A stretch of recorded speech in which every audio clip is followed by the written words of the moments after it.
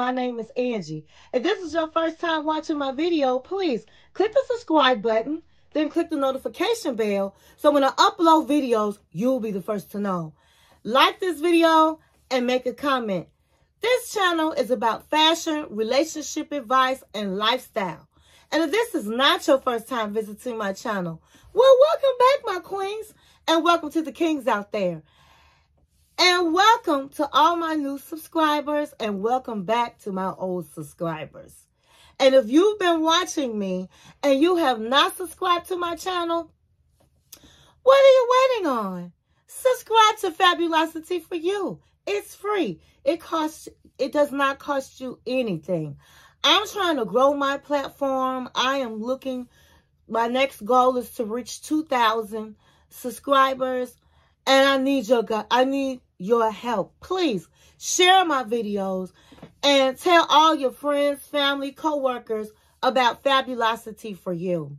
We have been growing a really nice community, and we're like family. We have so much topics to talk about on this channel, and it's just good vibes on this channel. And so I'm going to be doing a giveaway. I'm going to be doing a giveaway for when I reach 300 subscribers. The last time I looked, we were at 231 subscribers. I just like giving back to my subscribers that support me. And so as we get closer to 300, I will definitely give you the rules on how you can join the giveaway. And so, you know what today is. Today is Friday. And today is Relationship Advice Day. And so I have a Dear Angie.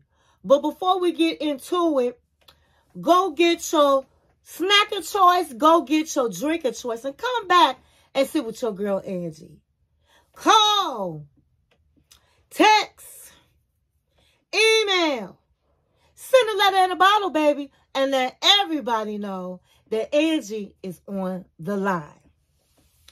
All right now, it's Friday, and you know what that means. It's Friday. Ah, it's Friday. Hey, it's Friday. Yes, it's Friday. Oh, it's Friday. Today is Friday. Okay, so before I get into it, I'm just going to show you guys what I have on. I have on this Christian Dior, this Dior jogging suit. It is so cute. In case you're sitting here with me here for the first time, Angie likes to get all fly for my kings and queens on Friday. And so I have a pair of Dior sunglasses for tonight, because when I put my sunglasses on and I start doing all of this and doing all of that, you know Angie's about to cut up, honey. Okay, so let's get right into this letter. I had to print this letter out today because this is a long letter, and I want to make sure I got everything that this person had to say to me. Okay, so it says, Dear Angie, I am a 31 years old woman, and I live in NYC. Shout out to NYC, girls. Shout out to NYC. Thank you for writing to me. I was in a long-term relationship, and it ended 3 years ago. And since then, I have been single, and I occasionally have gone out on dates. I decided, instead of worrying about a man, to focus on my career. And by doing so, I am very successful. I have a beautiful apartment overlooking the city. I have money saved in the bank. The only thing I'm missing is a man. My friend asked me to go to a club because it had been a very long time since I had been out. We had a great time. And when I left the club, it was a guy outside of the club, and he said he was waiting on his friend to come out. He was so cute, and he had a very nice body. So when he stopped me and asked my name and phone number, I gave it to him. He called me the very next day and wanted to hook up, But I told him he needs to take me out. It had taken him several weeks to ask me out. However, he would call me and we had good conversations and he made me laugh. He finally invited me out for drinks. And when I saw him, I was very attracted. I can already feel the chemistry. But I also knew he would not be someone that I wanted to be in a relationship with. We talked and laughed the entire night. We continued to see each other. And on the third date, we had sex. Now, I have to tell you this, Angie. I had stopped taking my birth control pills because I hadn't been sexually active since my last relationship. I was nervous about having sex for this reason, but we had sex. Might I add, the sex was so good. It was just like I had imagined. It was so passionate. Passion I had never experienced. We started having sex all of the time. It was like our bodies were made for each other. We continued to date, and about a month later, my mom stopped by my house unexpectedly, and he laughed with her and said jokes, and I just saw my mother smiling. And afterwards, she said that we look good together and he doesn't seem like he's your type that you usually date, but he seems like a nice guy. My mom never likes anyone I introduce her to. So I was very surprised, and I decided that maybe I should look at him as someone that could be in a potential relationship with. So 3 months later, we're still seeing each other, and my friend invited us to a couple's game night. So I decided to take my new guy. When we got to my friend's house, they were asking him a lot of questions. And then they pulled me to the side and said, he's very handsome and all, but he didn't seem like he was your type. I was really caught off guard with the response and asked why. And they said, because he had thug in him. He was a thug. And you never dated a thug. You always dated a straight-laced kind of guy. We then played a game of truth or dare, and it was a drinking game. And after that, my guy said he was ready to leave. We parked on the next block. However, when we got in the middle of the block, he said, I was like the rest of these hoes out here. And he pulled my hair. He pulled my hair so hard my extensions came out. And then he grabbed me by my leather jacket and ripped it. He threw me down to the ground, and a car stopped to help, and so he left. I was so thankful for the person that stopped their car. I felt too embarrassed to go back to the house where my friends were. I called an Uber, and I couldn't raise my arm to comb my hair for 2 weeks. My ankle was sprained from the fall. I had a bruise on my head from the push to the ground when I hit my head. Angie, I was stunned when he did that to me. It was like a bad dream. He showed no indication of violence. And yes, we did play a game of truth or dare, and I did answer some questions dealing about my sex life, but it was no type of crazy questions. We all answer questions, but that doesn't make me a whore. I was just in total shock. Nothing like that had ever happened to me. I just don't understand why he did that. Then he had the nerve to call me the next day crying, saying he was drunk and he didn't mean to hurt me. I just hung up the phone. This happened several weeks ago. He calls nonstop all day. He is saying he loves me.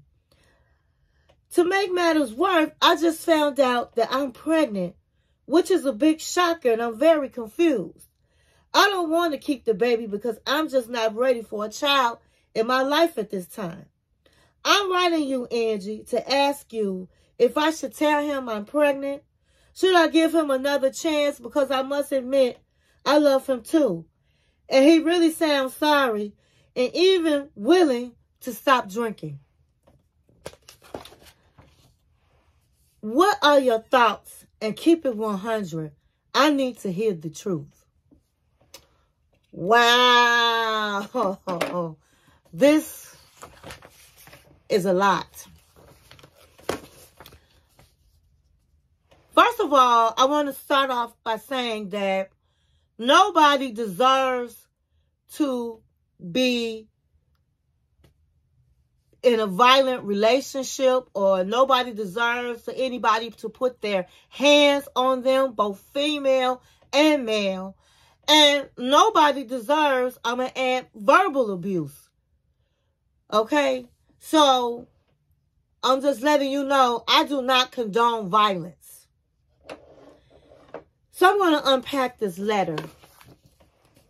So, you said that you're 31 years old and you live in New York. You were in a relationship that ended 3 years ago. So you've been single for 3 years. You've only dated occasionally in those 3 years.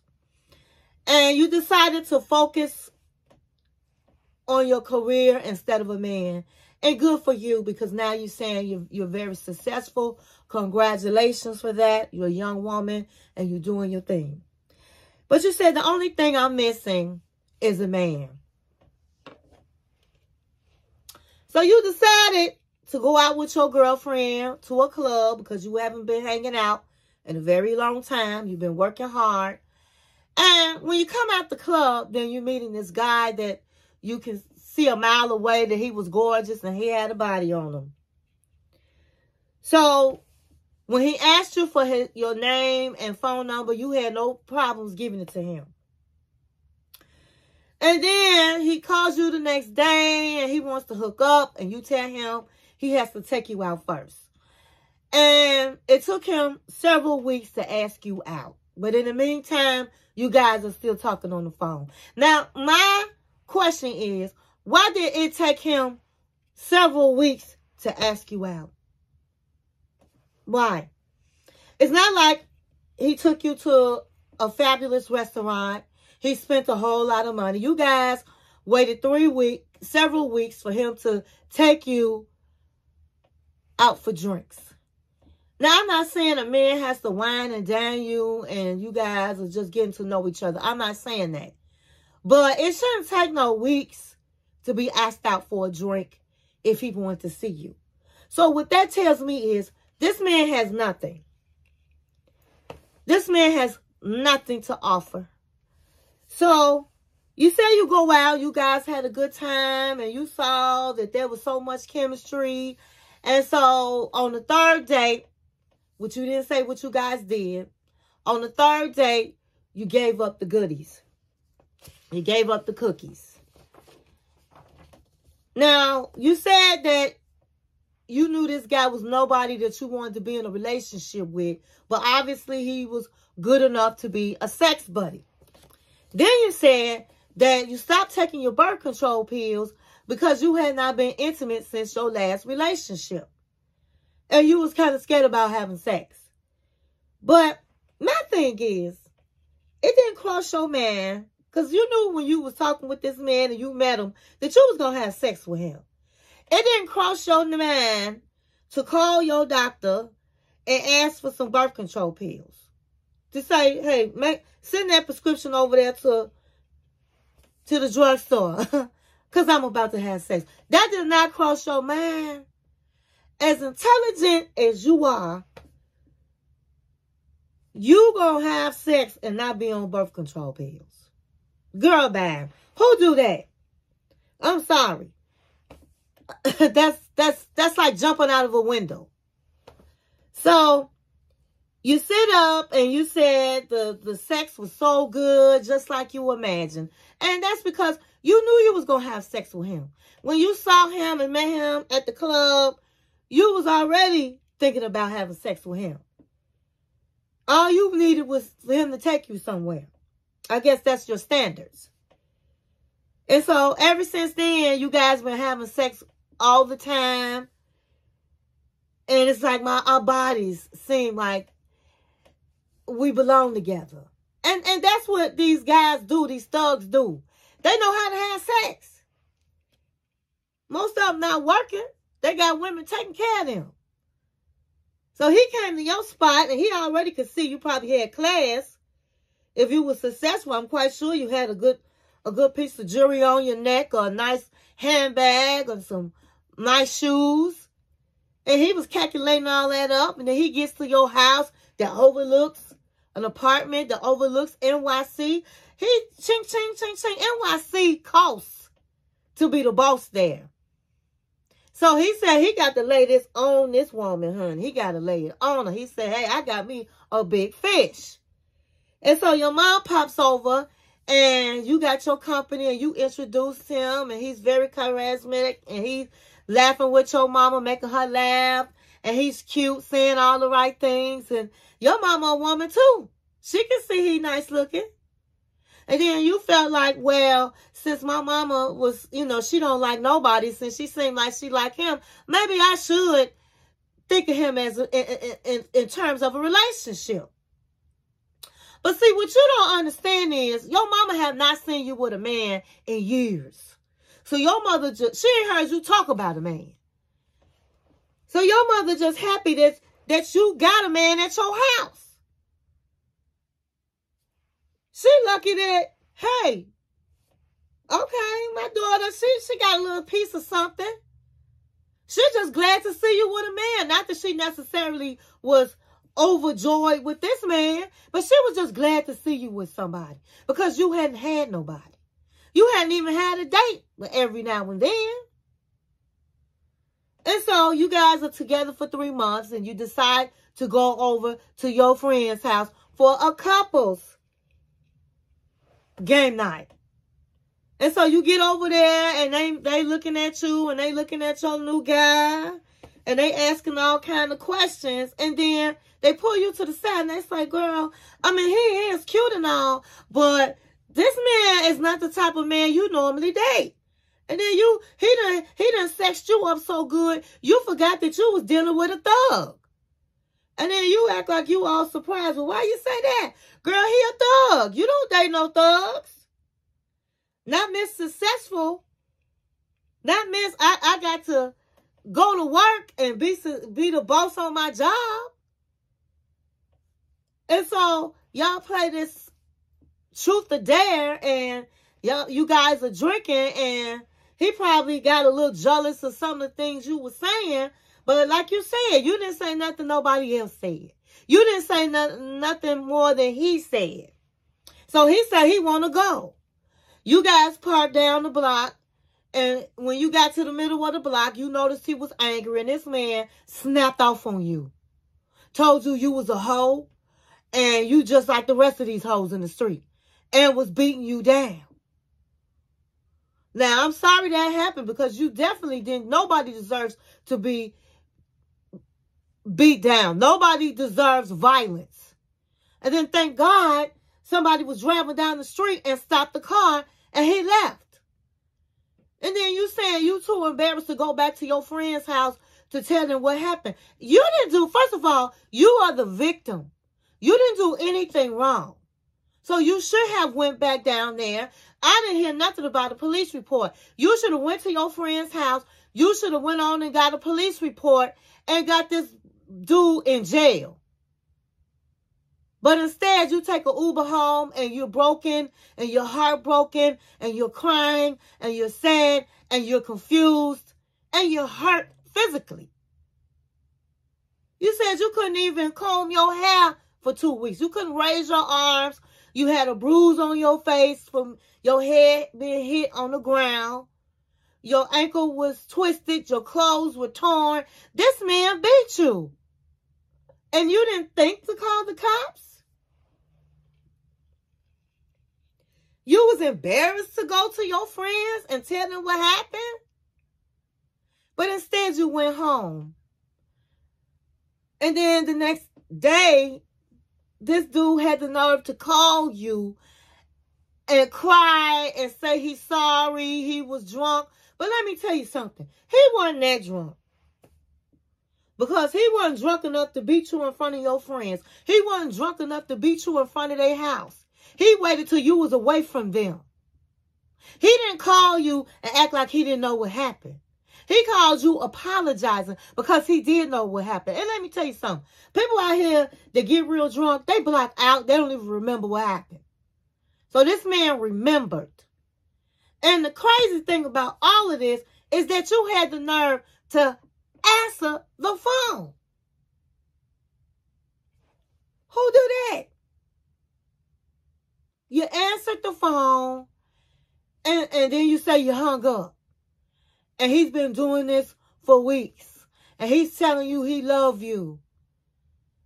And then you find out you're pregnant. Oh my God. You're pregnant. And then you act like it's a shock. And you can't believe it. You wasn't using, you're not on any birth control. I don't even think you probably used the condom. So why is it a surprise that you're pregnant? Ladies, even though it takes two, it's your body. And so you should be on some birth control pills or use some type of birth control protection if you don't want a baby. Because if you don't do it, guess what? You're going to have a baby. But see, you got caught up in the rapture. You got caught up into the sex. And then you said you love him and you realize you love him too. And that you know you don't want to keep the baby. But should you tell him about the baby? If you don't want to keep the baby, then why would you tell him about the baby? But what it sounds like, you want to get back with this man. And so he picked the right one. He knew that he sexed you up and he digmatized you. And so now you in these streets looking for him in the daytime with a flashlight. Tyrone!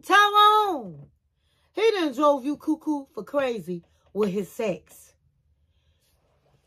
Wake up! You got beat down.